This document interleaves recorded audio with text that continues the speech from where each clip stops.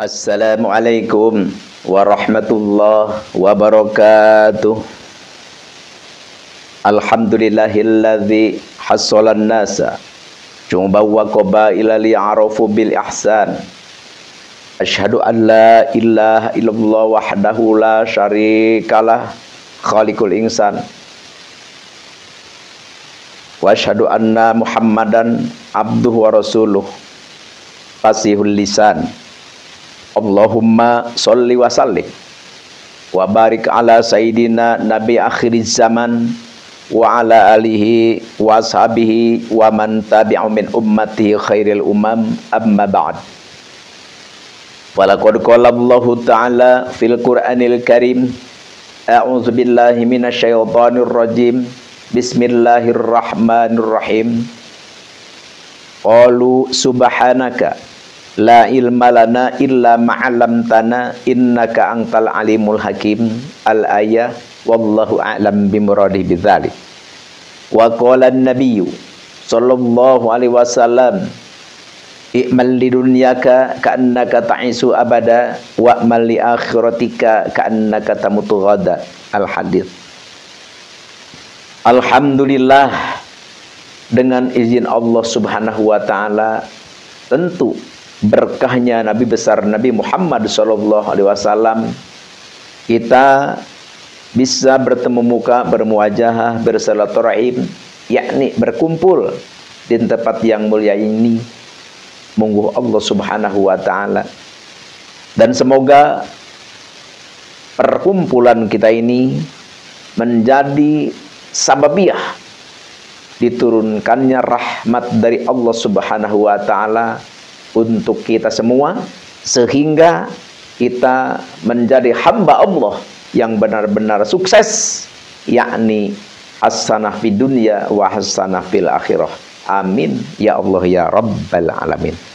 Dan semoga kita semua dijadikan oleh Allah subhanahu wa ta'ala hambanya yang dicintainya.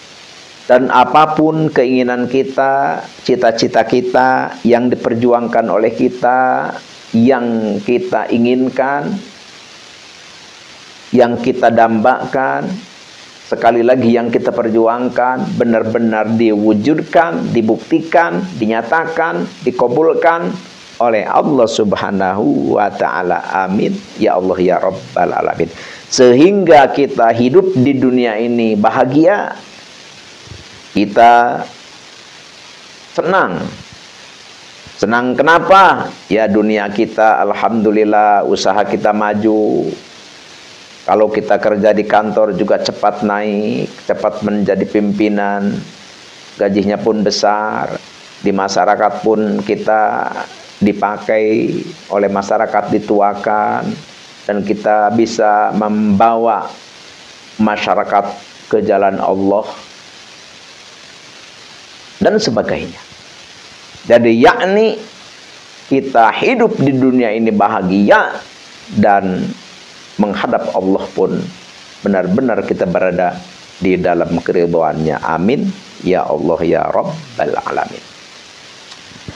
Di sini Al-Fakir berdoa kepada Allah, ya Allah, sekali lagi semoga kita semua dimanapun berada, saudara-saudari Al-Fakir, kaum muslimin muslimat, dan umumnya seluruh umat manusia, semoga diberi taufik dan hidayah oleh Allah, dan semoga dikarunia rahmat oleh Allah, yakni kita semua dicintai oleh Allah subhanahu wa ta'ala. Amin ya Allah ya rabbal alamin.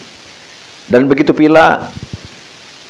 begitu pula kalau kita seorang pengusaha, ya semoga Allah benar-benar memberi kelancaran, kemajuan, dan apapun status kita, pekerjaan kita, semoga oleh Allah subhanahu wa ta'ala benar-benar diwujudkan, dijadikan, disempurnakan, diistimewakan dengan apa yang kita inginkan, yang kita cita-citakan, bahkan lebih daripada yang kita inginkan. Ya, contohnya seperti begini. Wah, kita pertama nih dagang misalkan, dagang yang penting punya penghasilan lah. Tapi setelah kita dagang malah terus maju sampai dari toko 1 sampai jadi 2 sampai jadi 3 sampai 4 sampai 5 terus. Padahal kita pertama tujuannya nggak begitu. Ya udah, ting dagang ya, kita dagang lancar udah. Tapi setelah dagang kita malah melebihi apa yang kita cita-citakan. Seperti itu yang sudah tadi Al-Fakir kata. Ataupun misalkan kerja ya. Kerja misalkan di desa atau di kecamatan atau di kabupaten, ya kita asal pertama ya yang penting kerja. Tapi setelah kita kerja oleh Allah Subhanahu wa taala, kita langsung ditingkatkan, dinaikkan ya sampai kita menjadi pimpinan, disegani, dihormati, dan kita benar-benar bermanfaat, diperlukan. Alhamdulillahi rabbil alamin. Ini bisa terjadi insyaallah, insyaallah.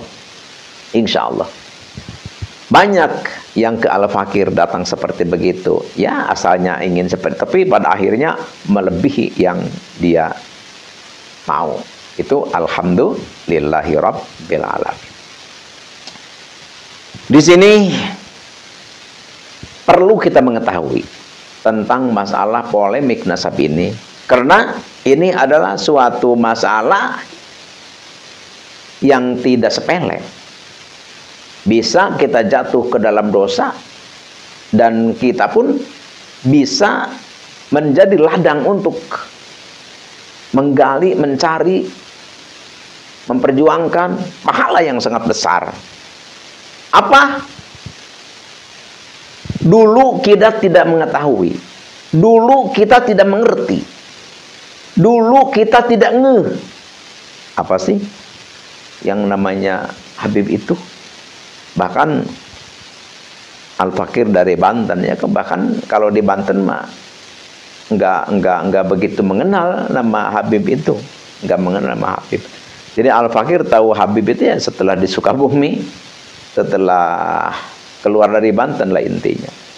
Karena kalau di Banten itu tidak begitu terkesima oleh nasab, tidak. Kalau di Banten itu ukurannya ilmu. Jadi walaupun orang itu pemulung sekalipun, walaupun orang itu sekalipun tukang kerja bersih-bersih misalkan di jalanan, tapi kalau berilmu di Banten pasti diangkat. Pasti diangkat. Diangkat apa? Ya bisa disuruh ngaji, ngajar ngaji, bisa disuruh imamin masjid, bisa disuruh dijadikan tokoh masyarakat di dalam hal keagamaan. Itulah di Banten. Tapi walaupun misalkan anak seorang kiai, atau misalkan dikatakan Habib apapun itulah, tapi kalau tidak berilmu di Banten tidak apa-apa. Maksudnya tidak ada artinya, seperti jadi maksudnya biasa saja gitu.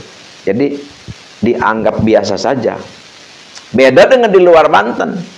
Misalkan di Sukabumi, Cianjur, dan lain sebagainya lah.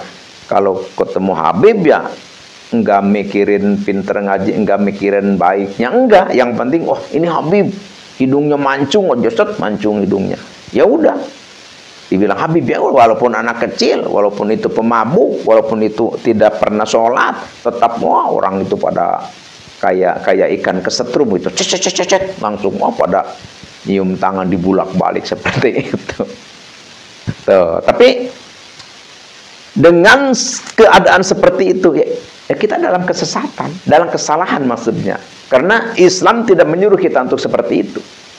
Tidak, karena di dalam Islam itu jelas Allah memuliakan itu adalah karena ketakwaan. Allah mengangkat derajat karena keilmuan. Jadi antara takwa dan ilmu itulah yang menjadi ukuran mulianya manusia. Oleh karena itu, sekarang perlu kita tahu. Yang belum tahu harus tahu bahwa sekarang adalah yang namanya Habib Ba'alwi itu adalah mutlak hakul yakin, bukan duriyah Nabi besar Nabi Muhammad SAW. Jadi sudah terbukti sekarang. Kalau kita kemarin-kemarin menganggap bahwa Habib itu adalah turunan Rasulullah, wajar karena kita belum tahu. belum ada yang membongkar, belum ada yang meneliti, belum ada mu'arif tentang hal kehabiban. Tapi sekarang alhamdulillah, dengan adanya Kiai Haji Imaduddin Usman Al-Bantani, tentu dengan kawan-kawannya yang memperjuangkan untuk mengetahui bahwa Habib itu keturunan Nabi ataupun bukan, alhamdulillah akhirnya diketahui bahwa Habib Ba'alwi yang masyhur terkenal di Indonesia ini adalah yang dinamakan Habib, itu adalah bukti nyata bukan keturunan Nabi besar Nabi Muhammad Sallallahu Alaihi Wasallam. Dari mana bisa diketahuinya bahwa mereka itu adalah bukan keturunan Rasulullah? Dari silsilah keturunan mereka yang mereka pang-pangkan, yang mereka pamerkan di media sosial. Jadi mereka adalah punya leluhur yang namanya Ubed. Mereka mengaku, mereka mengatakan bahwa Ubed itu adalah putranya Sayyid Ahmad. Padahal itu adalah bukan putranya. Terus kenapa? Karena kalau Sayyid Ahmad ini memang benar-benar betul, benar, soheh, itu adalah keturunan baginda Nabi besar Nabi Muhammad SAW. Cuma sayangnya Sayyid Ahmad itu anaknya cuma 3, yaitu anaknya cuma 3, 1 Muhammad, 2 Ali, 3 Husain. Di situ anaknya 3 Sayyid Ahmad itu. Siapa? Yaitu Muhammad, Ali, Husain, 3. Perlu kita diingat. Jadi Sayyid Ahmad itu anaknya cuma 3. Sedangkan leluhur Habib itu Ubed. Jadi Sayyid Ahmad tidak punya anak Ubed. Jadi kan keturunan begini. Kan begini. Pertama, ada yang namanya Ali, ya. Ada yang namanya Ali. Ini permulaan adanya Habib ini. Jadi Habib Ali, ya mengatakan Habib. Ini bin Abu Bakar As-Sakron. Jadi Habib Ali bin Abu Bakar As-Sakron. Terus ini bin Abdurrahman bin Maulana Dawilah bin Ali Sohib Daroh bin Muhammad bin Ali bin Muhammad Sohib Mirbat bin Muhammad bin Ali bin Alwi bin Ubed. Jadi terminalnya di Ubed ini. Mereka mengatakan bahwa Ubed ini anaknya Sayyid Ahmad. Sayyid Ahmad yang keturunan Rasulullah itu. Sedangkan Sayyid Ahmad itu tidak punya putra yang namanya Ubed. Dari mana mengetahuinya bahwa Ubed itu bukan putra Sayyid Ahmad? Ya tentu dari kitab nasab. Jadi dari pertama di abad ke-4 sudah ada kitab nasab. Kitab nasab sudah ada, yaitu kitab Sirri Silsilatil Alawiyah. Tidak menerangkan Ubed itu anak Sayyid Ahmad. Abad ke-4. Terus abad ke-5 ada kitab Tahdhibul Ansab. Tidak menyebutkan bahwa Ubed itu adalah putra Sayyid Ahmad atau Sayyid Ahmad punya putra Ubed. Tidak menuliskan, tidak menerangkan. Terus di abad masih ke-5 ada kitab Al-Majdi. Tidak menyebutkan bahwa Sayyid Ahmad punya putra Ubed. Ada lagi kitab Al-Muntakilah Tolibiyah. Sama. Tidak menuliskan, tidak menerangkan bahwa Ubed itu adalah putra Sayyid Ahmad atau Sayyid Ahmad punya anak yang bernama Ubed. Apalagi di abad ke-6. Karena setiap abad ada kitab sejarah. kitab nasab ada. Setiap abad tidak ada yang menerangkan, menyebutkan, menulis, mengatakan bahwa Ubaid itu anak Sayyid Ahmad atau Sayyid Ahmad berputra Ubaid, tidak ada. Itu bahkan di abad ke-6 di dalam kitab Syajaratul Mubarakah bahkan benar-benar diisbatkan atau ditetapkan atau dinyatakan bahwa Sayyid Ahmad itu adalah anaknya cuma 3 itu, yaitu yang bernama Muhammad, Ali, dan Husain itu. Abad ke-7 ada kitab Al-Asili, sama, tidak menyatakan, tidak menerangkan, tidak menyebutkan, tidak menulis nama Ubaid. Di abad ke-8 ada kitab Al-Fakhri, sama, tidak menuliskan, tidak menyatakan. Abad ke-9 Ibnu Idamah menyusun kitab yaitu Umdatul Talib, sama. Jadi dari abad ke-4, abad ke-5, abad ke-6, abad ke-7, abad ke-8, abad ke-9, semua kitab-kitab nasab tidak menyebutkan yang namanya Ubaid, atau menyatakan atau menulis yang namanya Ubaid itu adalah anak Sayyid Ahmad atau Sayyid Ahmad berputra yang namanya Ubaid. Tidak ada. Jadi oleh karena itu, dengan penjelasan seperti ini, maka mutlak yakin, hakul yakin bahwa Habib Ba'alwi itu atau Habib-Habib yang di Indonesia ini adalah bukan duriyah Nabi besar Nabi Muhammad Sallallahu Alaihi Wasallam. Terus apakah memang tidak ada keturunan Rasulullah di Indonesia? Ada, cuma bukan klan Ba'alawi. Kalau klan Ba'alawi semua bukan duriyah Nabi, bukan. Tapi ada keturunan Rasulullah yang asli di Indonesia juga ada. Tapi keturunan Rasulullah yang asli, yang benar-benar mengalir di tubuhnya darah suci Rasulullah, ya tidak pamer, tidak pamer. Ya, orangnya tawadhu, orangnya sopan, orangnya memuliakan, menghormati, baik, merangkul kepada setiap orang.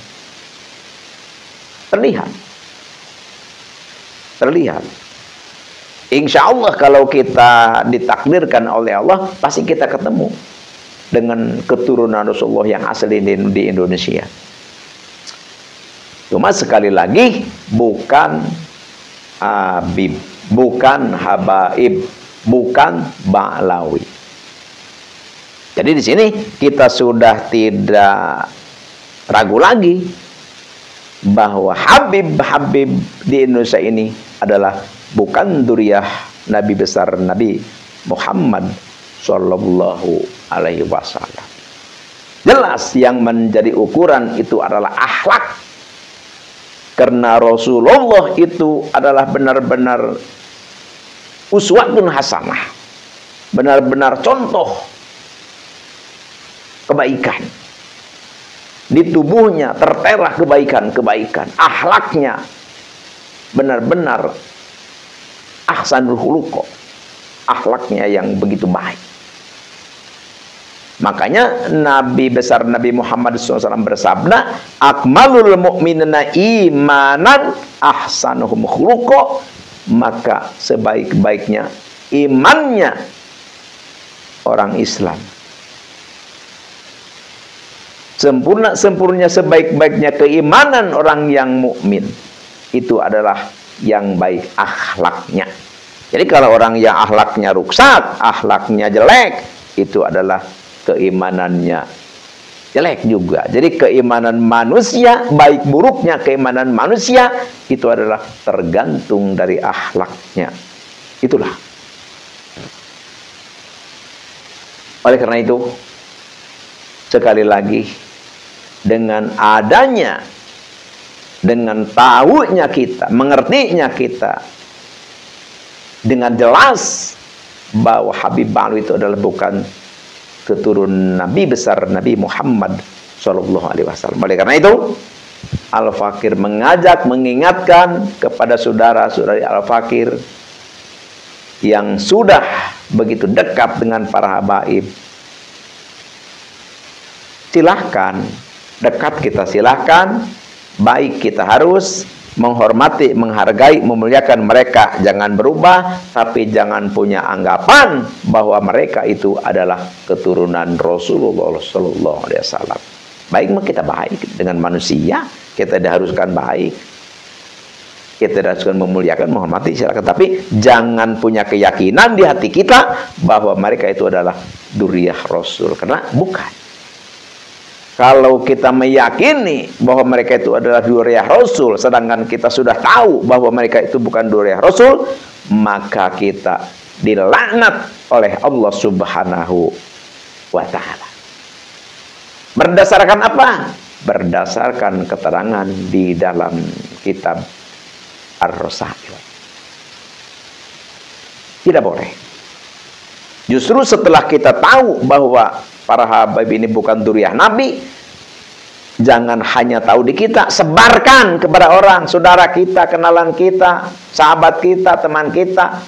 Kasih tahu bahwa Habib itu adalah bukan duriyah Nabi, tapi mereka adalah dari Kaukasus. Jadi mereka pun bukan penduduk Yaman asli, bukan. Jadi ke Yaman itu adalah mereka itu musafir, menumpang. Jadi karena di negaranya kacau, kerajaannya hancur lebur, jadi rakyat yang bertebaran, acak-acakan, ya akhirnya ada yang ke Yaman, ada yang kemana. Jadi ya kalau Ba'lawi ini kita dari Yaman, tapi mereka bukan ahli Yaman, bukan. Mereka adalah di Yaman pun mereka adalah pendatang seperti itu. Sekali lagi Al-Fakir katakan, kalau kebaikan kita, persahabatan kita, ya tetap kita jaga, tetap kita baik, tetap kita bersahabat, tetap mereka muliakan oleh kita. Tapi hanya satu yang enggak boleh apa? Jangan menganggap bahwa mereka itu adalah duriyah Nabi, karena mereka bukan duriyah Nabi besar Nabi Muhammad SAW. Hanya inilah yang Al-Fakir bisa katakan, semoga bermanfaat. Dan insya Allah kalau kita ini amalkan, kita masukkan ke dalam hati nurani kita, insya Allah ini menjadi ladang pahala buat kita. Dan insya Allah menjadi sababiyah bisa turunnya rahmat Allah kepada kita. Amin ya Allah ya Rabbal Alamin. Sekian demikian, terima kasih. Al-afu minkum. Wabillahi taufiq wal hidayah. Wassalamualaikum warahmatullahi wabarakatuh.